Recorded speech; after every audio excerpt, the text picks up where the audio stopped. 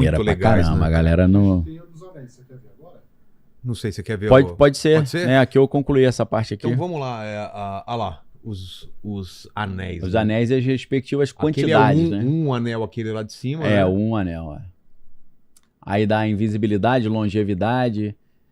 Os 9, lá embaixo, 9 anéis Pros para os humanos. homens, que é longevidade, alguma invisibilidade e leads to becoming Wrath. Wrath. Leva... força, Wrath acho que pode ser um caos também, né? É. Não sei. 7 Pros anãos. anãos, É. longevidade. Aí você vê, também wrath, leva a ganância. a ganância. Greed. E os dos elfos? São Dos quantos? elfos. De Galadriel, que é proteção mágica. Do Círdan e Gandalf, né? Que é o Narya. São 3 para os elfos? Sim, e força mágica. E Narya é interessante, porque o J.D. Vance, que é um vice-presidente americano, depois que ele começou a andar com Peter Thiel, ele criou um fundo de investimento chamado Narya Capital. Você vê que eles tiraram daí, Narya. E aí tem o anel de Elrond, né? O rei Elrond de Gil-galad, que é o Magic Vilya. Healing, cura, né? Cura mágica. E o Sauron, invisibilidade, longevidade, sentidos aumentados e corrupção, né? Então, dessa história aqui é interessante porque esses 9 reis humanos que receberam esse anel, eles foram seduzidos por Sauron, que prometeu a eles se tornarem uma espécie de semideuses, tendo uma espécie de imortalidade, mas eles tiveram que meio que vender sua alma, né, pro demônio, né? E esses 9 reis se tornam os espectros ou os Nazgûl. Lembra dos Nazgûl? Sim. Né? Que eram aqueles... As figuras etéreas, meio sombras, né? eles são físicos, né? Mas, não são aqueles que flutuam? Não. Então, isso é muito interessante porque os 9 anéis que os reis humanos receberam... E que usaram pra caramba. A gente viu ali que ele conduzia uma espécie de rebelião e tal, caos, revolta. O que acontece com eles? Foram seduzidos por Sauron e por esse um anel, e eles viraram servos de Sauron em troca de ficarem muito poderosos, governarem sobre os homens. Imortais também? E virarem imortais também, né? Então eles se tornam os Nazgûl, né? Ou os espectros, que são seres...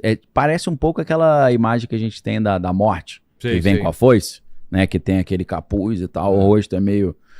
E são seres super poderosos, né? E aí entra uma parte que é meio assim polêmica, meio sinistra. E aí, nesse ponto eu falei, cara, o Tolkien ele manja demais do mundo espiritual, cara.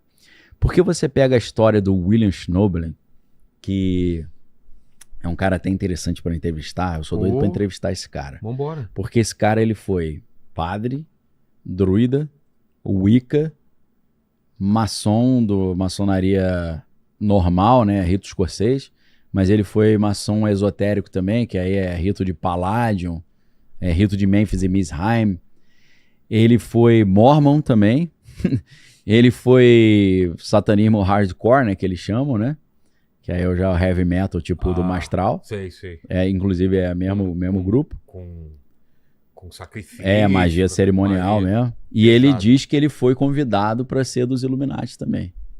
Que ele conta essas histórias, né? E até que ele se converteu, né? Desde os anos 80 e pouco ele é cristão. Já é um senhorzinho, já deve ter uns 80 e poucos anos.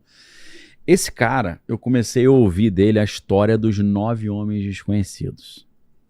E por quê? Ele tem um livro chamado Lúcifer Destronado.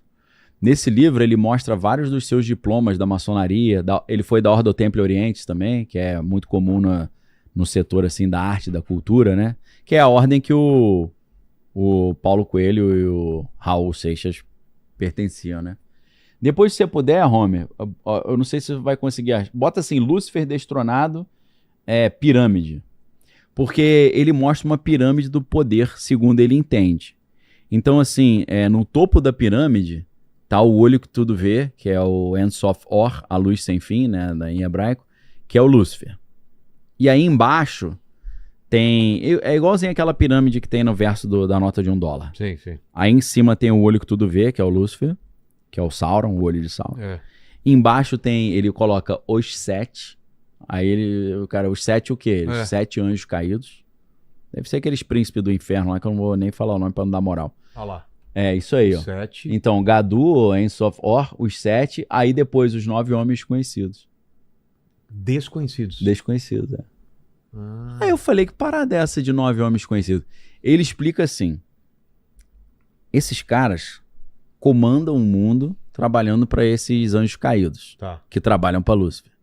Seriam demônios, 7 demônios. Não, os 7 demônios sim, os 9 homens conhecidos são seres humanos.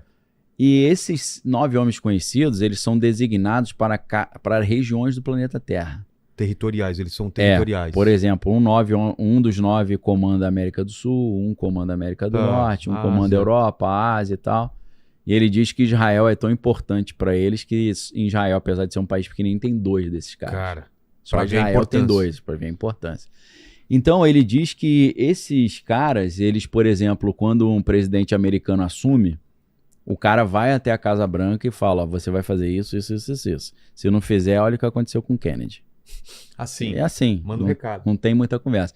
Os que se levantaram se ferraram. Tipo, o Kennedy teria se levantado contra esses caras, eles meteram um balaço na frente de todo mundo. Ou a princípio aceitou e no meio do caminho falou que essa vez exato. Os caras. Agora que às vezes o cara combina antes, quando ele chega no poder, ele fala, agora eu tô mandando. Porque senão ele nem chega no poder, o povo tá do meu lado e tal, e agora eu faço do meu jeito, né? My way on the highway, né? I did it my way. Aí deu zebra. Então, é claro que quando eu comecei a ler essas coisas do William Schnobel e assistir também, porque tem várias palestras dele na internet, se você pegar a palestra dele, Exposing the Illuminati from Within, expondo os Illuminati a partir do... em português eles botaram expondo os Illuminati a partir do âmago, né? A partir de dentro. É uma palestra, de 3, 4 horas que ele deu para um evento chamado The Prophecy Club, né? O Clube da Profecia. Cara, essa é uma das coisas mais maneiras, mais interessantes que eu já vi na minha vida. Pode ser tudo mentira, mas é interessante pra caraca. E aí ele fala de novo desses 9 homens conhecidos, né? Desses caras que mandam pra caramba, que seriam... esses caras seriam meio semideuses também. Eles ganharam desses anjos caídos poderes muito excepcionais. E aí, se você pesquisar na internet em português, os 9 homens conhecidos, você cai nos sites assim da maçonaria falando que os 9 homens conhecidos é a sociedade secreta mais antiga do mundo e mais poderosa. Cara, dá uma pesquisa pra ver o que aparece. 9 homens desconhecidos. Quero ver o que a IA vai falar. E aí, a lenda dessa sociedade secreta, que só tem 9 pessoas, boa parte dela vem da Índia.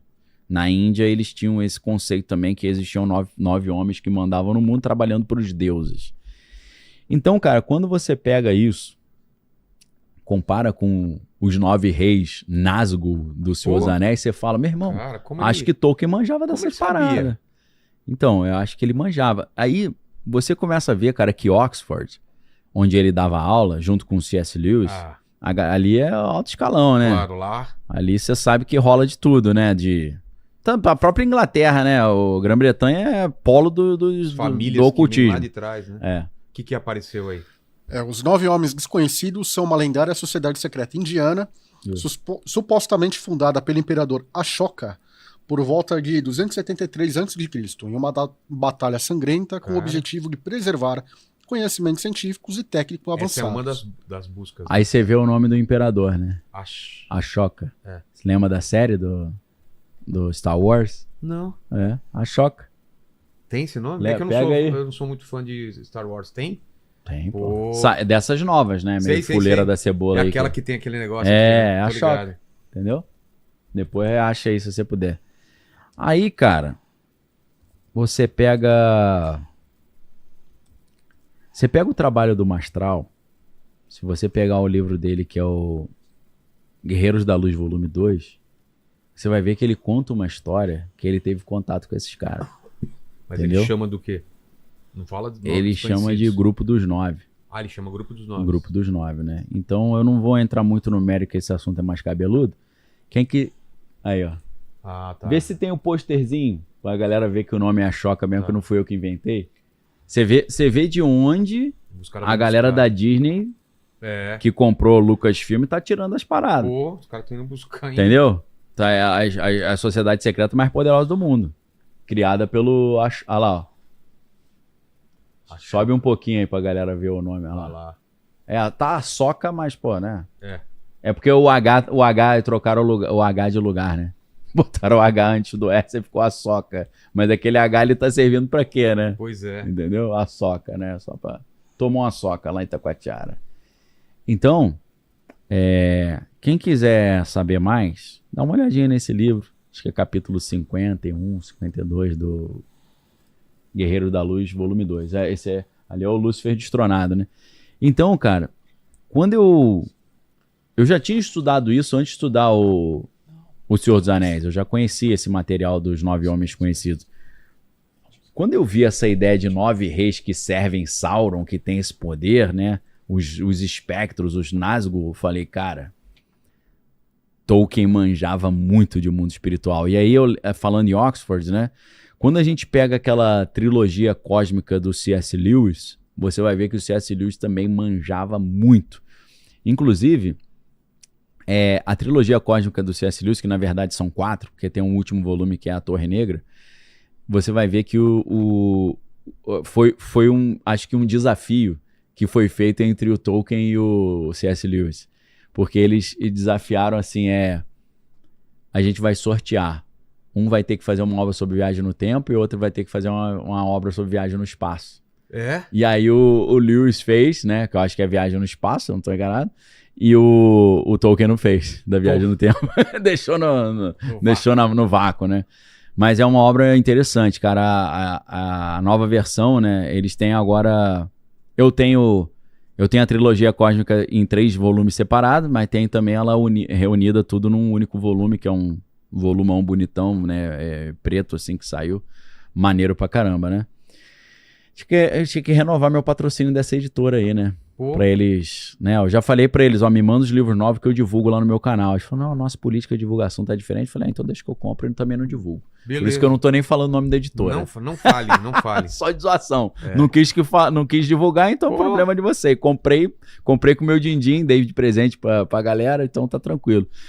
Então, cara, quando eu estudo a obra do Tolkien, eu falo, cara, o maluco manjava muito de mundo espiritual. E uma outra questão que eu acho muito interessante também é o seguinte. O Gandalf, que aparece como um mago, né? E a gente sabe que mago e humano é diferente são raças diferentes dentro da história do Senhor dos Anéis. Mas ele parece como um ser humano. Você olha o... Fisicamente? Fisicamente. São mais altos um pouco, talvez. Parece... Mas você vê ele do lado do Aragorn, eles são mais ou menos do mesmo tamanho. Mas o que é mais interessante é que o Gandalf, ele é um Valar. Ou seja, ele é um anjo que tinha uma forma gigantesca e ele desce para a Terra numa forma humana, ou visivelmente humana. Então, na verdade, ele é um Maiar, perdão, né? O Valar é a categoria maior dos Ainur. Então, ele é conhecido como cinza, não é?